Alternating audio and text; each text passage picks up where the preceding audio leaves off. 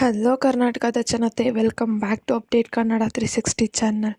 So ನಾನು ಇವತ್ತಿನ ವಿಡಿಯೋದಲ್ಲಿ ನಿಮಗೇನಾದರೂ ಒಂದು ಕಂತಿನ ಹಣನೂ ಬಂದಿಲ್ಲ, ಪೆಂಡಿಂಗ್ ಹಣಕ್ಕೋಸ್ಕರ ನೀವು ವೆಯ್ಟ್ ಮಾಡ್ತಿದ್ರೆ ಸರ್ಕಾರ ನಿಮಗೆ ಮತ್ತೆ ಮರು ಅಪ್ಲಿಕೇಶನ್ ಹಾಕೋಕ್ಕೆ ಗೃಹಲಕ್ಷ್ಮಿ ಯೋಜನೆಗೆ ಅವಕಾಶವನ್ನು ನೀಡಿದೆ.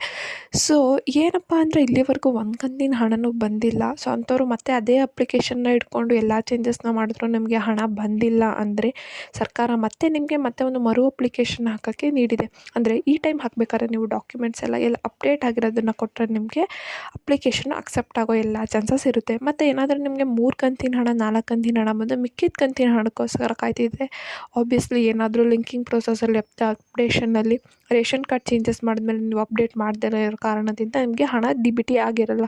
ಸೊ ನಾನು ಈ ವಿಡಿಯೋದಲ್ಲಿ ಅದೇ ಹೇಗೆ ನೀವು ಮರು ಅಪ್ಲಿಕೇಶನ್ ಹಾಕಬೇಕು, ಏನೇನೆಲ್ಲ ಪ್ರಮುಖ ದಾಖಲೆಗಳನ್ನ ಕೊಡಬೇಕು, ಕೊಡುವಾಗ ಯಾವ ತಪ್ಪು ಮಾಡಬಾರ್ದು ಅಂತ ಡೀಟೇಲಾಗಿ ತಿಳಿಸ್ಕೊಡ್ತೀನಿ ಈ ವಿಡಿಯೋದಲ್ಲಿ. ಸೊ ವಿಡಿಯೋನ ಸ್ಟಾರ್ಟ್ ಮಾಡೋಕ್ಕಿಂತ ಮುಂಚೆ ನೀವೇನಾದರೂ ನಮ್ಮ ಚಾನಲ್ಗೆ ಸಬ್ಸ್ಕ್ರೈಬ್ ಮಾಡ್ಕೊಂಡಿಲ್ಲ ಅಂದರೆ ದಯವಿಟ್ಟು ಚಾನಲ್ಗೆ ಸಬ್ಸ್ಕ್ರೈಬ್ನ ಮಾಡ್ಕೊಳ್ಳಿ. ಪುಟ್ಟ ಹುಡುಗಿಗೆ ಸಪೋರ್ಟ್ ಮಾಡಿ ಅಂತ ಕೇಳ್ತಾ ವಿಡಿಯೋನ ಆದಷ್ಟು ಎಲ್ಲರಿಗೂ ಶೇರ್ ಮಾಡಿ, ವಿಡಿಯೋಗೆ ಲೈಕ್ ಕೊಟ್ಬಿಟ್ಟು ವಿಡಿಯೋನ ನೋಡಿ. ಈ ವಿಡಿಯೋಗೆ 100 ಲೈಕ್ಸ್ನ ಪಡ್ಕೊಳಕ್ಕೆ ಹೆಲ್ಪ್ ಮಾಡಿ ಅಂತ ನಿಮ್ಮ ಹತ್ರ ಕೇಳ್ಕೊತೀನಿ. ಸೊ ಏನು ಗೃಹಲಕ್ಷ್ಮಿ ಯೋಜನೆಯ ಹಣ ಈಗ ಆಲ್ರೆಡಿ 7ನೇ ಕಂತಿಂದು ಬಿಡುಗಡೆ ಆಗಿದೆ.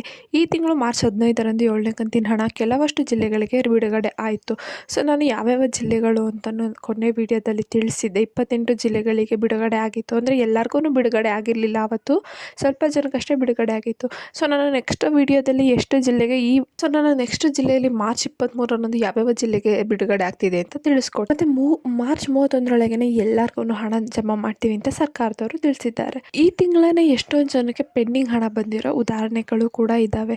ಆದರೆ ಇನ್ನು ನಿಮಗೆ ಪೆಂಡಿಂಗ್ ಹಣ ಒಂದು ಕಂತಿಂದು ₹1 ಬಂದಿಲ್ಲ ಅಂದರೆ ನೀವೇನು ಮಾಡಬೇಕು? ಸೊ ಏನೂ ಇಲ್ಲ, ನಿಮಗೆ ಎಲ್ಲ ಚೇಂಜಸ್ ಮಾಡಿನೂ ಹಣ ಬರ್ತಿಲ್ಲ ಅಂದರೆ ನಿಮ್ಮದು ಅಪ್ಲಿಕೇಶನ್ನು ರಿಜೆಕ್ಟ್ ಆಗಿರುತ್ತೆ. ಸೊ ಇಲ್ಲ ಅಂದರೆ ಏನೋ ಒಂದು ತಪ್ಪು ಮಾಡಿರ್ತೀರ ನೀವು ಅಪ್ಲೈ ಮಾಡಬೇಕಾದ್ರೆ, ಸರಿ ದಾಖಲೆ ಕೊಡ್ದಲೇ. ಸೊ ಅದಕ್ಕೆ ಏನು ಮಾಡಿದೆ ಅಂದರೆ ಸರ್ಕಾರ ಮತ್ತೆ ಮರು ಅಪ್ಲಿಕೇಶನ್ಗೆ ನಿಮಗೆ ಒಂದು ಅವಕಾಶನ ನೀಡಿದೆ. ನಿಮಗೆ ಈಗ ಆಲ್ರೆಡಿ 7ನೇ ಕಂತಿನ ಹಣ ಬಿಡುಗಡೆ ಮಾಡಿದ್ರೂ ನಿಮಗೆ ಇನ್ನು 1 ಕಂತಿನ ಹಣನೂ ಬಂದಿಲ್ಲ ಅಂದರೆ ನೀವು ಯೋಚನೆ ಮಾಡಿ, ಮತ್ತೆ ಮರು ಅಪ್ಲಿಕೇಶನ್ಗೆ ಚಾನ್ಸ್ನ ಕೊಟ್ಟಿದ್ದಾರೆ. ನೀವು ಮತ್ತೆ ಮರು ಅಪ್ಲಿಕೇಶನ್ ಹಾಕ್ಬೋದು. ಮತ್ತೆ ಮರು ಅಪ್ಲಿಕೇಶನ್ ಹಾಕಬೇಕಾದ್ರೆ ಈ ತಪ್ಪುಗಳನ್ನ ನೀವು ಮಾಡಬಾರ್ದು. ಸೊ ಏನು ನೀವು ಡಾಕ್ಯುಮೆಂಟ್ಸ್ನ ಕೊಡಬೇಕಾದ್ರೆ ಎಲ್ಲ ನಿಮ್ಮದು ಲಿಂಕಿಂಗ್ ಆಗಿದೆಯಾ, KYC ಆಗಿದೆಯಾ ನಿಮಗೆ, ಆಮೇಲೆ NPCI ಮ್ಯಾಪಿಂಗ್ ಆಗಿದೆಯಾ, ಮತ್ತು Aadhaar card ration card link ಆಗಿ ಆ ಥರದ್ದು ನೀವು ಡಾಕ್ಯುಮೆಂಟ್ಸ್ನ ನೀವು ಕೊಡಬೇಕಾಗುತ್ತೆ. ಅಂದರೆ ಎಲ್ಲ ಲಿಂಕ್ ಮತ್ತು ಅಪ್ಡೇಟ್ ಆಗಿರೋ ಡಾಕ್ಯುಮೆಂಟ್ಸ್. ಏನೇನೆಲ್ಲ ಡಾಕ್ಯುಮೆಂಟ್ಸ್ ಕೊಡಬೇಕಂತಲೂ ನಾನು ಈ ವಿಡಿಯೋದಲ್ಲಿ ತಿಳಿಸ್ಕೊಡ್ತೀನಿ. ನೀವೇನಾದರೂ ಹೊಸದಾಗಿ ಅರ್ಜಿನ ಸಲ್ಲಿಸುವವರಾಗಿದ್ದರೆ ಇಷ್ಟನ್ನು ನೆನ್ಪಿಟ್ಕೊಳ್ಬೇಕು ನೀವು. ಸೊ ಒಂದು ವೇಳೆ ನೀವೇನೋ ಗೃಹಲಕ್ಷ್ಮಿ ಯೋಜನೆಗೆ ಅರ್ಜಿ ಸಲ್ಲಿಸಿ ಎಂದಾದರೆ ಅಥವಾ ಈ ಹಿಂದೆ ಅರ್ಜಿ ಸಲ್ಲಿಸಿ ನಿಮ್ಮ ಖಾತೆಗೆ ₹1 ಕೂಡ ಹಣ ಜಮಾ ಆಗಿಲ್ಲ ಅಂದರೆ ಮತ್ತೆ ಅರ್ಜಿ ಸಲ್ಲೋ ಅವಕಾಶನ ನೀಡಿದೆ ಸರ್ಕಾರ.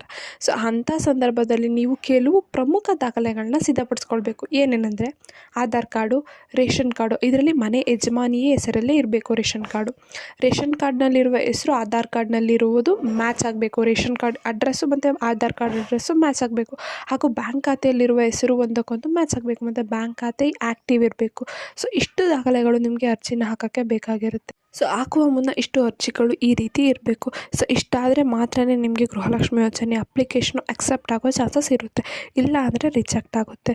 ಈ ರೀತಿ ಮತ್ತು ನಿಮ್ಮದು ಹಳೆ ಬ್ಯಾಂಕ್ ಅಕೌಂಟ್ ಏನಾದರೂ ಪ್ರಾಬ್ಲಮ್ ಇತ್ತಂದರೆ ಪೋಸ್ಟ್ ಆಫೀಸಲ್ಲಿ ಬ್ಯಾಂಕ್ ಅಕೌಂಟ್ನ ತೆಗೆದುಬಿಟ್ಟು ಅಲ್ಲಿ ನೀವು ಅರ್ಜಿನ ಆ ಬ್ಯಾಂಕ್ ಅಕೌಂಟ್ಗೆ ಲಿಂಕ್ ಮಾಡಿಸ್ಕೋಬೋದು. ಮತ್ತು ಯಾರ್ಯಾರೆಲ್ಲ ಇನ್ನು ಪೆಂಡಿಂಗ್ ಹಣಕ್ಕೋಸ್ಕರ ಕಾಯ್ತಿದ್ರೆ ಅವ್ರಿಗೆ ಈ ತಿಂಗಳಲ್ಲೇ ಪೆಂಡಿಂಗ್ ಹಣನ ಹಾಕ್ತಾರಂತೆ. ಒಂದು ವೇಳೆ 1 ಕಂತಿನ ಹಣ ಬಂದಿಲ್ಲ ಅಂದರೆ ನೀವು ಮರು ಅಪ್ಲಿಕೇಶನ್ನ ಹಾಕ್ಬೋದು. ಸೊ ಇಷ್ಟು ಹೇಳ್ತಾ ಈ ಪುಟ್ಟು ವಿಡಿಯೋ ನಿಮಗೆ ಇಷ್ಟ ಆಯ್ತು ಅನ್ಕೊತೀನಿ. ಇಷ್ಟ ಆದರೆ ದಯವಿಟ್ಟು ಚಾನಲ್ಗೆ ಸಬ್ಸ್ಕ್ರೈಬ್ನ ಮಾಡ್ಕೊಳ್ಳಿ. ಹಾಗೆ ವಿಡಿಯೋನ ಆದಷ್ಟು ಶೇರ್ ಮಾಡಿ. ವಿಡಿಯೋಗೆ ಲೈಕ್ ಕೊಟ್ಟಿಲ್ಲ ಅಂದರೆ ವಿಡಿಯೋಗೆ ಲೈಕ್ ಕೊಡಿ. ಮತ್ತು ಏನೇ ಪ್ರಾಬ್ಲಮ್ ಇತ್ತು ಅಂದರೆ ಕಮೆಂಟ್ನ ಹಾಕಿ. ಧನ್ಯವಾದಗಳು.